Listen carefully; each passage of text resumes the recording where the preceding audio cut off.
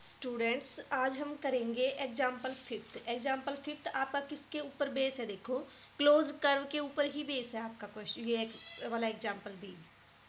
आपको क्या find out करना है? इंटीग्रेशन फाइंड आउट करना है, जहाँ पे फंक्शन एफ क्या दे रखा है आपका, ये सी क्या है आपके पास, रेक्टेंगल है एक्स वाई प्लेन में, जो इन चार लाइन से बाउंड होके बनती है आपकी। ठीक है, तो देखो सबसे पहले तो क्या फॉर्म करेंगे, जो ये रेक्टेंगल दे रखा है उसको फॉर्म करेंगे। y इक्वल टू जीरो का मतलब क्या होता है आपके पास, एक्स एक्सिस। तो जो आपका रेक्ट एंगल बनेगा वो किस टाइप का बनेगा आपके पास, y is equal to zero, means आपके पास ये वाली लाइन रेक्टेंगल की एक लाइन तो आपके पास ये होगी।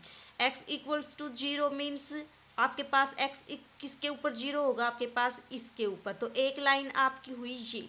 अब y is equal to B, means y की वैल्यू आपके पास कांस्टेंट है। तो y की वैल्यू कांस्टेंट कहाँ पे होती है आपके पास, मान लिया ये आपके पास क्या है, y इक्वल्स टू बी। तो ये जो लाइन बनेगी आपके पास ये क्या बन जाएगी, y इक्वल्स टू बी। इस लाइन के हर एक पॉइंट के ऊपर y की वैल्यू कितनी है आपकी, b। और क्या दे रखा है आपको, x is equal to a. x is equal to a का मतलब x की वैल्यू कांस्टेंट, x की वैल्यू कांस्टेंट कैसे रहेगी आपके पास, इस तरह से आपके पास इस लाइन के ऊपर x की वैल्यू क्या है आपके पास, x इज इक्वल टू ए। तो जो आपका रेक्टेंगल बनेगा आपके पास क्या बन गया, ये वाला रेक्टेंगल बन गया। आपको क्या फाइंड आउट करना है, अब इस इंटीग्रेशन को फाइंड आउट करना है, जबकि c क्या दे दिया आपके पास, ये क्लोज्ड कर्व मीन्स ये रेक्टेंगल दे दिया आपको। ठीक है, तो देखो कैसे फाइंड आउट करोगे, क्लोज्ड कर्व के अलोंग जो इंटीग्रेशन होता है उसकी वैल्यू कैसे फाइंड आउट करते हो आप, integration F dot d r. ठीक है, over the curve C, this is equal to क्या हो जाएगा आपके पास, F one i plus F two j plus F three की। ठीक है, dot d r, d r का मतलब d x i plus d y j plus d z की। कर दो इनका डॉट, कितना आ जाएगा आपके पास, this is equal to integration over the curve C, F one D X, F one D x plus F two D Y plus F three D Z. अब देखो F1 F2 F3 क्या है आपके पास, ये आपका F1, ये आपके पास F2, F3 तो है ही नहीं क्योंकि रेक्टेंगल है। रेक्टेंगल क्या होता है आपके पास, टू डायमेंशनल कर्व होते हैं, तो इसमें Z क्या हो जाएगा आपके पास, जीरो। तो कर दो इनकी वैल्यू पुट, कितना आ जाएगा आपके पास, this is equal to integration over the curve C। F1 की वैल्यू कितनी है, x square plus Y square और डी एक्स, प्लस F2 की वैल्यू कितनी है, -2xy into d y, d z वाली टर्म जीरो हो जाएगी। अब देखो इस इंटीग्रेशन की वैल्यू आपको किसके अलोंग फाइंड आउट करनी है, इस कर्व सी के अलोंग। और ये कर्व सी कैसे है आपके पास, इन चार लाइन से इनक्लोज्ड कोई एक शेप है। तो देखो इसके अलोंग अगर आपको इंटीग्रेशन फाइंड आउट करना है तो आप कैसे फाइंड आउट करोगे, इस लाइन के अलोंग इंटीग्रेशन प्लस इस लाइन के अलोंग इंटीग्रेशन प्लस इस लाइन के अलोंग इंटीग्रेशन प्लस इस लाइन के अलोंग इंटीग्रेशन। तो आपके पास क्या आ जाएगा, इंटीग्रेशन अलोंग दिस रेक्टेंगल।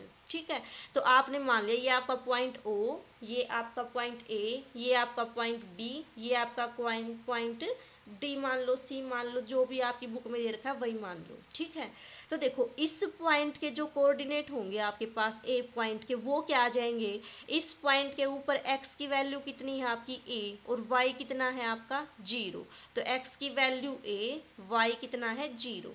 इस पॉइंट के ऊपर ये कितना है आपके पास, x तो जीरो और y कितना है आपके पास b।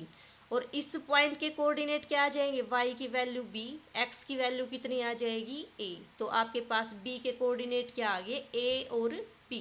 अब देखो इसकी वैल्यू, इस इंटीग्रेशन की वैल्यू कितनी आ जाएगी, this is equal to integration along O A. ठीक है, ये वाली एंट्रीज आपकी same, x square plus Y square D x minus two x y d Y plus integration along O B, integration along O B, और ये वाली entry आपकी same, plus integration along B D, integration along B D plus integration along D O.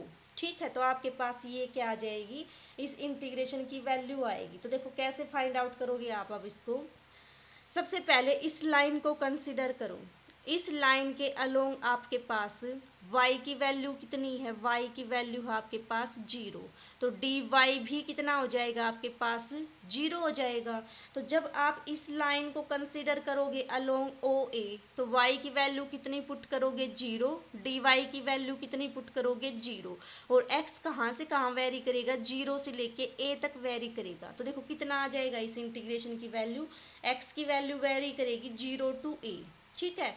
X square as it is, y की value कितनी 0, और dx आपका as it is, dy वाली term तो 0 है तो क्या आ जाएगी आपके पास 0।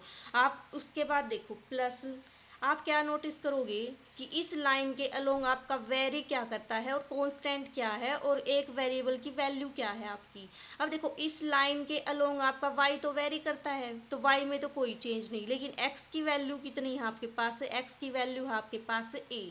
अगर x की वैल्यू आपके पास a है तो dx कितना हो जाएगा आपके पास 0 हो जाएगा, क्योंकि d का मतलब क्या होता है, डेरिवेटिव का मतलब क्या होता है आपके पास चेंज, लेकिन x में तो कोई चेंज है ही नहीं, तो इसके अलोंग जो डेरिवेटिव आएगा वो क्या आ जाएगा आपके पास 0 आ जाएगा। अब देखो y की वैल्यू कहाँ से कहाँ वेरी करेगी, 0 से लेके b तक, तो कर दो इसकी वैल्यू पुट, कितना आ जाएगा आपके पास इंटीग्रेशन 0 to b, और x की वैल्यू कितनी है आपके पास a, x की वैल्यू पुट कर दो a square plus Y square, और dx की वैल्यू कितनी है आपके पास 0, तो ये टर्म आपकी बन जाएगी 0 माइनस 2, x की value a, y as it is, dy भी एज इट इज, ठीक है।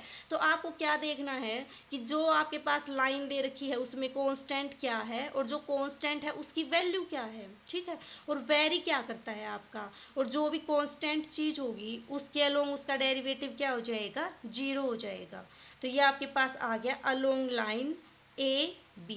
अब देखो प्लस अलोंग लाइन BD के अलोंग क्या हो जाएगा आपके पास, BD के अलोंग y की वैल्यू कितनी है आपकी b, तो इसका मतलब y फिक्स है तो इसका जो रेट ऑफ चेंज होगा वो क्या हो जाएगा 0 हो जाएगा, मीन्स dy कितना हो जाएगा आपके पास 0। कर दो वैल्यू पुट, कितनी आ जाएगी आपके पास इंटीग्रेशन अलोंग, और x की वैल्यू कहाँ से कहाँ वेरी करती है आपकी, देखो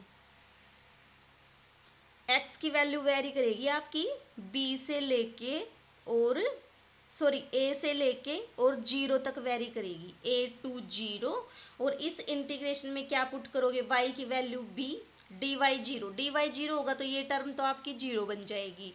ये कितना बन जाएगा आपके पास x square as it is, y square की जगह पे क्या आ जाएगा बी स्क्वेयर, और dx आपका एज इट इज। अब देखो फोर्थ वाला इंटीग्रेशन, फोर्थ इंटीग्रेशन में क्या दे रखा है आपको, इस लाइन के अलोंग वेरी कौन करेगा, y वेरी करेगा, ठीक है। x की वैल्यू तो फिक्स है, x तो कितना है इस लाइन के अलोंग, x की वैल्यू है आपके पास 0, x 0 है तो dx कितना हो जाएगा आपके पास 0 हो जाएगा। वेरी कौन करेगा y कहाँ से कहाँ वेरी करेगा b से लेके 0 से b मत कर देना, क्यों, क्योंकि आपकी जो क्लोज्ड कर्व है वो कैसे फॉर्म हुई है आपकी इस एंटी क्लॉकवाइज डायरेक्शन में, means this this this and this, ये आपकी डायरेक्शन है इस क्लोज्ड कर्व की। तो आप ऐसे चल रहे हो ना कि इस लाइन के अलोंग निकालोगे, फिर इस लाइन के अलोंग, फिर इस लाइन के अलोंग, जब इस लाइन के अलोंग निकालोगे आप तो इसका इनिशियल पॉइंट ये है, फाइनल पॉइंट ये है, और इस लाइन के अलोंग निकालोगे तो इनिशियल पॉइंट ये है, फाइनल पॉइंट ये है। यहाँ पे आपके पास y की वैल्यू कितनी है b, और यहाँ पे y की वैल्यू कितनी है 0,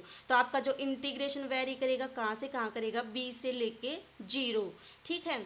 dx की वैल्यू 0 मीन्स आपकी फर्स्ट टर्म 0।